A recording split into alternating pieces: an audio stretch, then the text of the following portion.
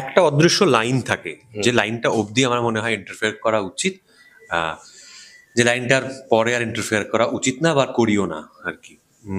কিন্তু প্রথমত আগে এই প্রশ্নটার উত্তর দিতে গেলে একটা জিনিস বলতে হবে, সেটা হচ্ছে যে প্রডিউসার নামক যে শব্দটি, তার সংজ্ঞাটা মানে তার ডেফিনিশনটা, আনফর্চুনেটলি আমাদের এখানে প্রডিউসার বলতে তার কথা ভাবা হয় যে টাকা দেয়। হ্যাঁ, কিন্তু প্রডিউসার কথাটার ডেফিনেশনটা অ্যাকচুয়ালি মিন করে হচ্ছে যে হাতে করে ছবিটাকে প্রডিউস করে।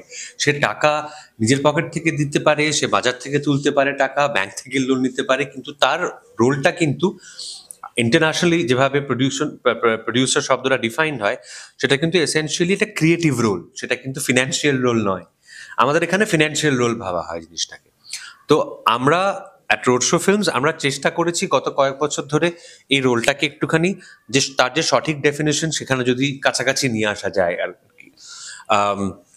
সেই জায়গা থেকে ইয়েস, আমাদের অফকোর্স ক্রিয়েটিভ ইনভলভমেন্ট থাকে, থ্রু আউট থাকে। ইনফ্যাক্ট গোটা পোস্ট প্রোডাকশনটা আমরা নিজেরা হাতে করে এক্সিকিউট করি। হ্যাঁ, প্রত্যেকটা ছবির ক্ষেত্রে, যে ছবি আমরা নিজেরা বানাই সেটাও, যে ছবি অন্য লোকে বানায় সেটাও। নিজেরা বলতে আমি এবং অরিত্র কথা বলছি, আমার এবং অরিত্র কথা বলছি, এবং প্রত্যেকেই প্রত্যেকের কাজে ইনভলভ থাকি। এভাবেই করি জিনিসটা। হ্যাভিং সেড দ্যাট, একজন পরিচালককে যখন নিয়োগ করা হয়েছে তখন তাকে তো পুতুল বানিয়ে রাখার জন্য নিয়োগ নিশ্চয়ই করা হয় না। তার একটা একটা ধরন থাকে, তার একটা ইচ্ছে থাকে, সে এতদিন ধরে যা করে এসছে কাজ, তার থেকে অন্য কিছু করার ইচ্ছে থাকতে পারে, বা সে একটা বিশেষ জনরের ছবি বা সিরিজ বানানোর ক্ষেত্রে পারদর্শী হতে পারে, তাই জন্য তাকে নিয়োগ করা। তো সেই জন্য একটা লাইনের পর তাকে আবার কিছুটা মানে তাকে ছেড়েও দিতে হয়। এবার সেই লাইনের পর ছেড়ে দেওয়ার পর মানে সেই ফরওয়ার্ড গোল লাইনের মুখে গিয়ে গোলটা করতে পারলো কিনা, এটা কিন্তু মিডফিল্ডারকে পিছন থেকে একটু দেখতে হয় আর কি। অনেক সময় ফরওয়ার্ড পারে না মানে জালে ঢোকাতে, অনেক সময় পারে।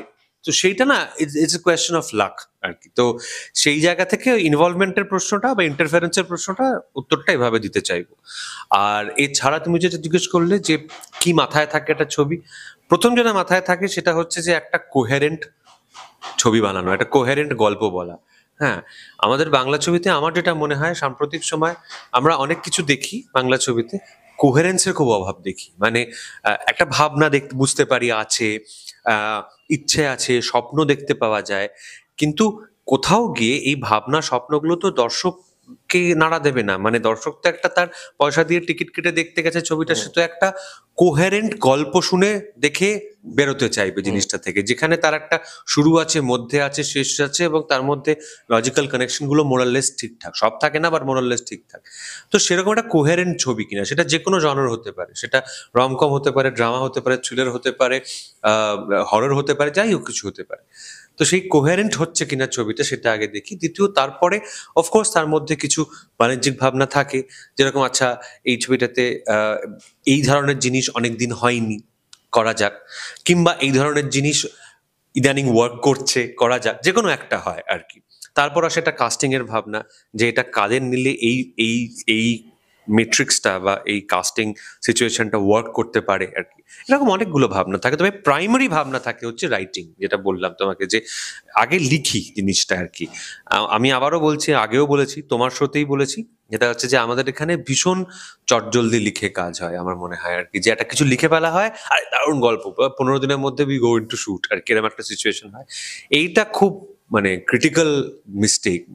একবারও বলছি না যে প্রত্যেকে মিস্টেক করে, তা মানে সবাই, পৃথিবী মানে ভারতবর্ষের সব থেকে বড় প্রোডাকশন কোম্পানি থেকে সব থেকে সবাই ভুল করে, সেটা কথা না, কিন্তু অ্যাটলিস্ট চেষ্টাটা তো থাকবে। তারপর কি হবে কেউ বলতে পারে না।